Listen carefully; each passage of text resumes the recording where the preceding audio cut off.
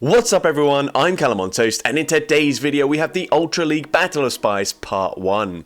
Now I did have slightly over 20 submissions for the Ultra League, but a few were repeat submissions with either a slightly different team or the same team and just a different battle, so there are actually only going to be 9 battles in each video instead of the usual 10, but do not worry because the levels of Spice are still just as insane as ever.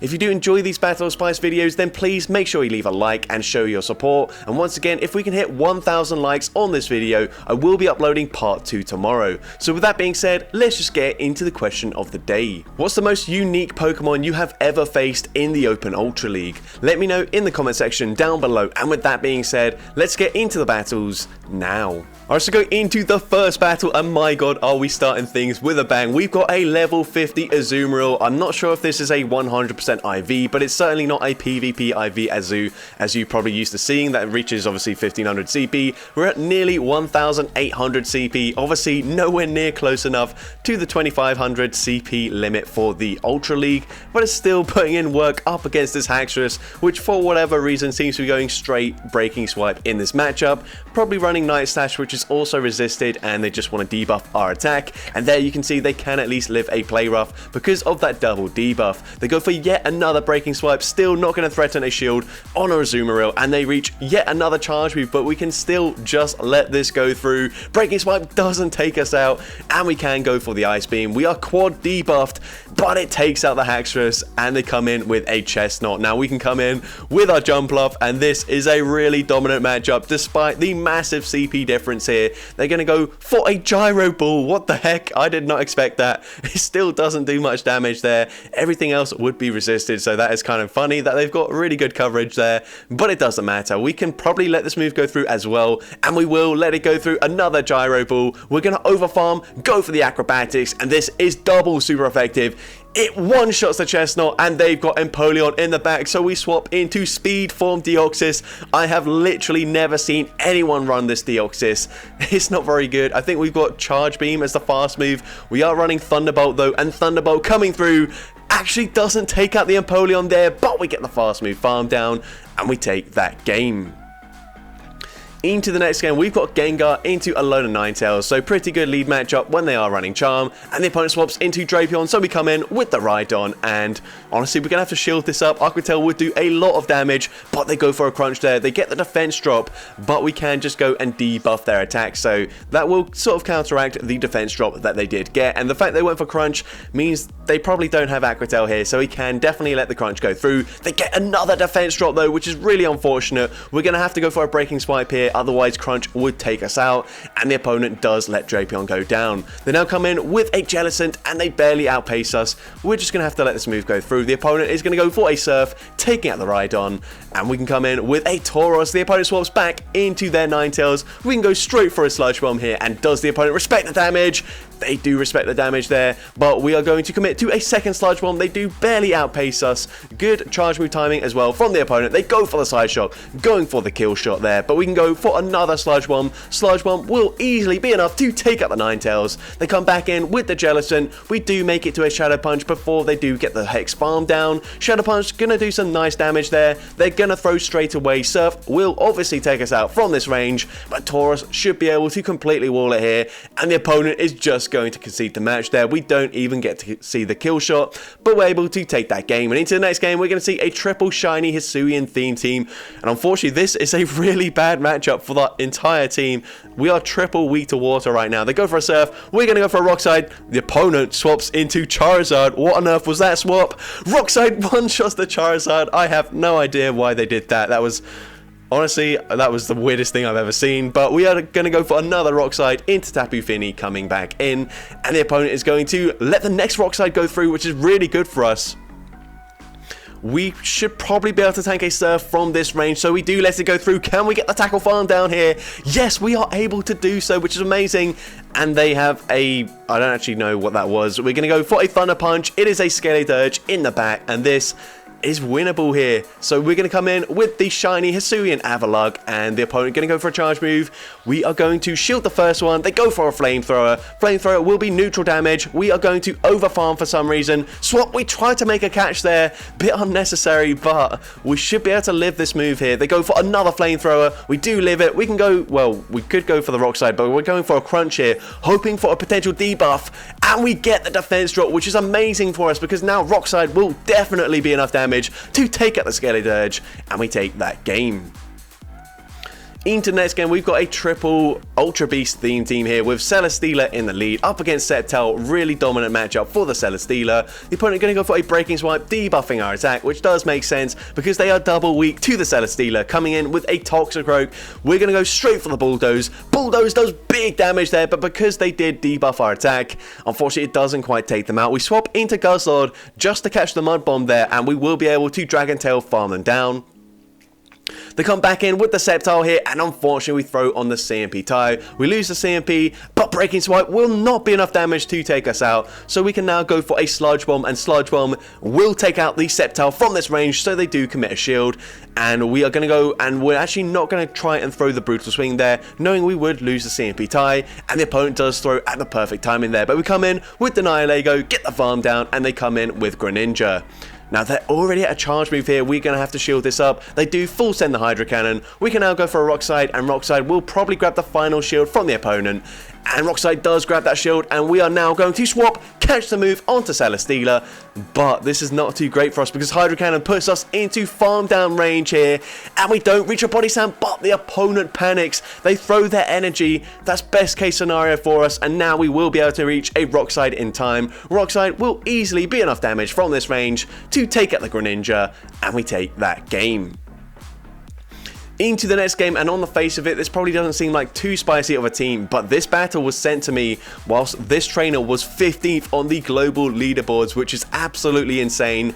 You don't typically see too much spice, at least not on this channel, in such high elos, so it's really cool to see. The opponent goes for a Zap Cannon, we swap into our Regirock, and unfortunately we're met with a Buzzwole, but we can go for the Stone Edge here. It will be neutral damage because of the bug and fighting typing of the Buzzwole. We're going to let this move go through, probably going to be a lunge bait, and they do bait with the lunge, and that will allow us to reach a Stone Edge before they reach another charge move or counter farm us down. They let it through, and we're actually able to flip switch advantage there. They come back in with the Registeel, and we make it to an Earthquake as well, which is massive for us. Earthquake from this range does grab a shield from the opponent. We swap instantly back into the Roserade, going straight for another Fire Weather Ball. They can let that go through, and they're not really in danger of being farmed down because, of course, Poison Jab is double resisted. We let a second Zap Cannon go through. It takes us out. We come in with the Regice, and the opponent has an XL Lantern, so pretty spicy from the opponent as well, which is really cool to see. We go for the Thunder. Doesn't really do too much damage there. Maybe we should go for Focus Blast, but we probably need 3 charge moves to take out the Lantern anyways, so Thunder probably the better play. And we're going to go for another Thunder straight away. Thunder will be getting them fairly low here, and we still will need another charge move to take them out. We are going to shield the next Surf, I do believe. Yeah, Surf probably going to get us fairly low at this point, and we are going to go for another Thunder. Thunder will be grabbing the final shield from the opponent. At this point, I feel like we're going to make a catch, and we are going to swap, and we perfectly catch the move there. The opponent did overfarm quite considerably, so an amazing catch there, and we've just got to watch out for another catch from the opponent. We do hold on to the energy. We go for the Focus Blast, taking out the Registeel, and we should be able to make it to a Thunder before they reach back-to-back Surfs. Actually, this looks like a CMP tie, so we shield the Surf, we go for a Thunder. Actually, it wasn't quite a CMP tie, but it doesn't matter. Thunder will be enough damage to take out the Lantern, and we take that game. Into next battle, we've got a Shadow Cloyster into a Swampert, so a good lead matchup for us as we are going to resist the Hydro Cannon. They do have to go for an Earthquake to do any meaningful damage, but Icy Wind will debuff their attack, and we swap into a Yanma. This is only a 1500 CP Pokemon, and we catch an Earthquake there, triple resisted, and 1 stage debuff. That was insane. Unfortunately, running no bug moves here. We go for an Aerial Ace. That does not do much damage, but we go for another Aerial Ace, and I think we just won CMP up against an Ultra League Cresselia there, and we did win the CMP tie. So the opponent throws pretty much straight away. They go for a Moonblast. It does obviously just one-shot the Yanma there. But we are going to wait out Switch Card, come in back with our Cloister, and we are going to go for a Liquidation this time around, expecting them to no-shield this. It will do a bit more damage than the Icy Wind. And we are going to shield this up. It's probably going to be a Grass Knot. It is the Grass Knot. And at this point, I think we might try and make another catch onto our Yanmega this time. And we do perfectly execute the catch once again. Just a Grass Knot, double resisted. They come in with the Swampert. We can live one Hydro Cannon. So we'll let the first one go through. Doesn't do too much damage. We are going to go for the Bug Buzz straight away. And this will be enough to take them out if they let it go through, which they do. And the opponent's going to come back in with the Cresselia. We go for a full Wing Attack farm down. We get the farm down, and they've got a Virizion in the back, and this should be game over for the opponent. We bait with an Ancient Power, grab the shield, no boost unfortunately, but it doesn't really matter. We can safely shield up the Sacred Sword, go for the Bug Buzz. This will be neutral damage. It will do a ton of damage to the Virizion, and one more Wing Attack takes out the Virizion, and we take that game. Into next game, we're going to see a triple Shadow team with a Shadow Ninetales in the lead.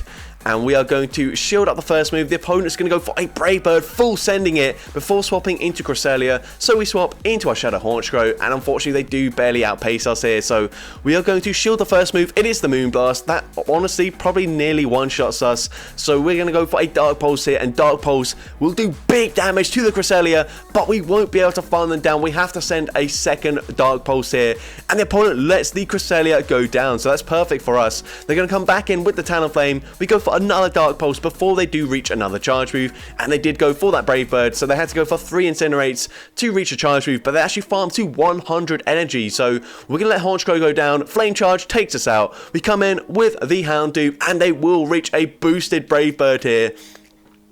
But the opponent baits with a Flame Charge. Very strange decision there. We're now going to go for the Crunch. Crunch grabs the shield. We swap into our Ninetales, trying to go for a snipe. The opponent definitely has another charge move loaded, but for whatever reason, they keep on over farming. What are they doing? We go for another Weather Ball, and actually they've got a Bomber Snow in the back. So I think it kind of makes sense now. They didn't want to go for a Brave Bird and then risk getting taken out by a resisted move from the Ninetales, because then obviously a Bomber Snow can do literally nothing here. But in the end, it didn't matter, as we take them out there and take that game.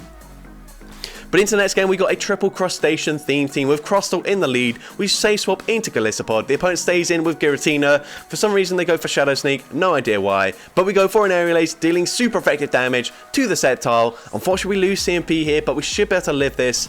And the opponent does go for a Leaf Blade. We do barely live that. We hang on, we go for an Aerial Ace, and this should be grabbing a shield from the opponent, and it does exactly that. Now, they do get a very nice Bullet Seed farm down, but we can come in with the Crustle, and we are going to shield up the first move. It is a Leaf Blade, and we can actually smack down, farm them down before they reach a second charge move. They come in with Swampert, we come in with the Kingler, and honestly, the opponent should be swapping back into their Giratina, but we go for a Crab Hammer, dealing big damage to the Swampert. We can just let this move go through.